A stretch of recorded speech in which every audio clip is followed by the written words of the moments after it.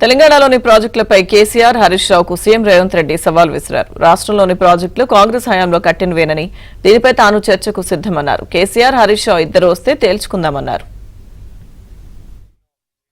సవాల్ విసురుతున్నాడు. మీరు project లేడగట్టిండ్రు, reservoir లేడగట్టిండ్రని. నేను హరీష్ రావు గారికి టీఆర్ఎస్ నాయకులకు సవాల్ విసిరదలుచుకున్నా. పిల్లకాకులతో నాకెందుకు కానీ అసలైన ఆయనని రమ్మని ఆయనతోనే మాట్లాడతా.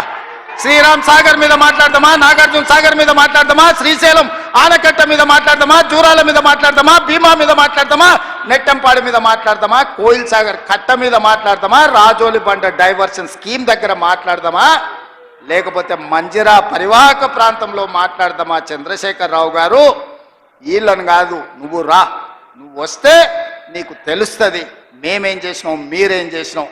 తెలిసి తెలవక ఉడికిందో ఉడకక ఉరుకులాడుతున్నారు నీ అల్లుడు, నీ కొడుకు. వాళ్ళకు పిల్లకాకులకేం తెలుసు, ఉండేలు దెబ్బ అని వెనకడికి చెప్పారు. నీకు తెలుసు కదా మా దెబ్బ ఎట్లుంటుందో, కాంగ్రెస్ పార్టీ కార్యకర్తల దెబ్బ.